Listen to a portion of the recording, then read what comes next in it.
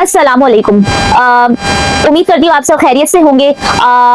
मैं भी अल्हम्दुलिल्लाह ठीक ठाक हूँ। आज हम बात करेंगे टॉपिक पे मुहर्रम के ऊपर हम बात करेंगे। मुहर्रम का महीना है और जो है करबला का साथ जैसे कि वाकया पता है, बहुत ही ये दर्दनाक वाकया है और मतलब इसके बारे में हम जितना भी गम करें वो कम है।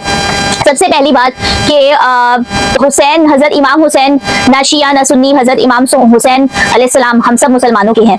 तो सबसे पहले हम करबला वाकया के ऊपर रोशनी डालेंगे कि करबला है क्या और इस दिन क्या हुआ था, मुहर्रम की इतनी अहमियत क्यों है और मुहर्रम का मकसद क्या है। आज हम इस चीज के ऊपर बात करेंगे क्योंकि हम बहुत सारे पहलुओं पे बात करते हैं, लेकिन हम इसके मकसद पे बात नहीं करते कि ये क्यों, किस तरह से ये चीज बनाई गई है। सबसे पहले मैं उन सबको मुखातिब करके कहूंगी जो पानी की सबीलें लगाते हैं, न्याज की देगे चढ़ाते हैं। ये सब चढ़ाने से पहले जान लें कि हजरत इमाम हुसैन अलैहिस्सलाम कौन थे, उनका क्या मकसद था, वो यजीद के खिलाफ क्यों निकले थे।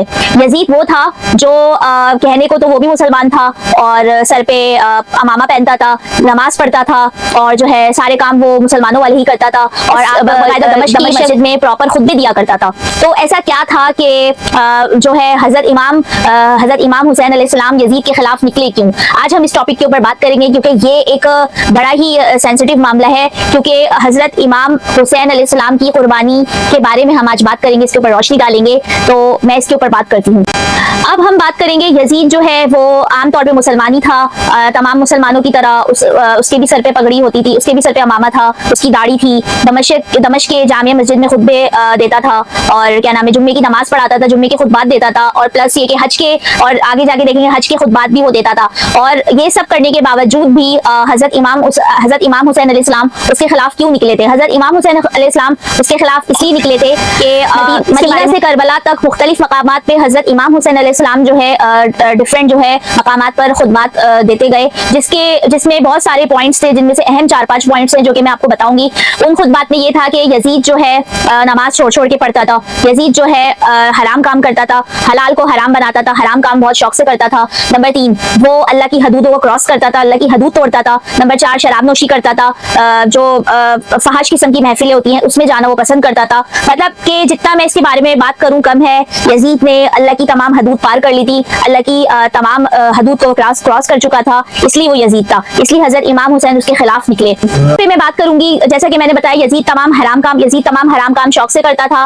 तो हजरत इमाम हुसैन अलैहिस्सलाम के नजदीक वो किसी भी तौर पे मुसलमानों का हुक्मरान बनने के काबिल नहीं था, क्योंकि एक हराम काम करने वाला किस तरह से एक यजीद जो है मुसलमानों का हुक्मरान बन सकता था। इसलिए हजरत इमाम हुसैन हक के लिए, सच और हक के लिए वो निकले रास्ते में, वो अपने खानदान समेत वो निकले और उन्होंने जो है यजीद के खिलाफ जंग लड़ी। और जो है मतलब सबको पता है कि करबला में क्या हुआ था, बहुत सारे शोहदा शहीद हुए, उनका पूरा खानदान शहीद हो गया। इसमें हम जितना गम करें कम है। हालांकि हजरत इमाम हुसैन को जिन्होंने, फरिश्तों ने भी मदद की हेल्प की थी, मदद की पेशकश की थी, लेकिन हजरत इमाम हुसैन ने वो नहीं लेना पसंद की थी। हजरत इमाम हुसैन हक पर डटे रहे, बातिल के आगे झुके नहीं। जो मतलब उन्होंने जो इतनी बड़ी कुर्बानी उनकी आप देख सकते हैं कि सच और हक के रास्ते पे थी।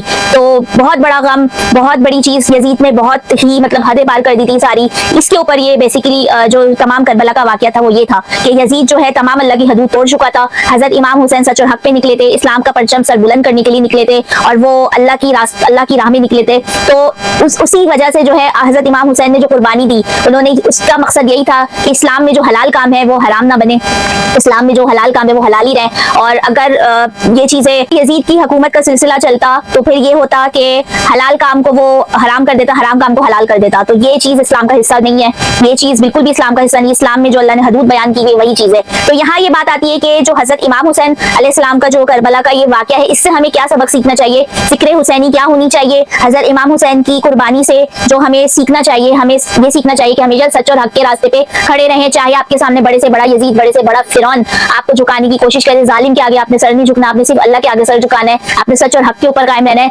भले आपकी आपकी कुर्बानी हो जाए या कुछ भी हो जाए, लेकिन आपने सच और हक का रास्ता नहीं छोड़ना। अल्लाह के सहारे आपने चलना है और अल्लाह के आगे ही झुकना है। और जिक्र हुसैनी क्या थी कि नमाज कायम करना, इस्लाम के परचम को सरबुलंद करना, इखलाकियात, हराम काम ना करना। माशरे में जितनी आजकल बुराइयां आप देख रहे हैं कि देखिए आजकल देखें क्या माशरे में बुराइयां हो रही हैं, लड़कियां महफूज नहीं है, लड़के महफूज नहीं है। ये फिक्र हुसैनी हमें इस चीज की देता है कि आप हराम काम से रुकें, आप हलाल काम करें, हराम काम से रुकें।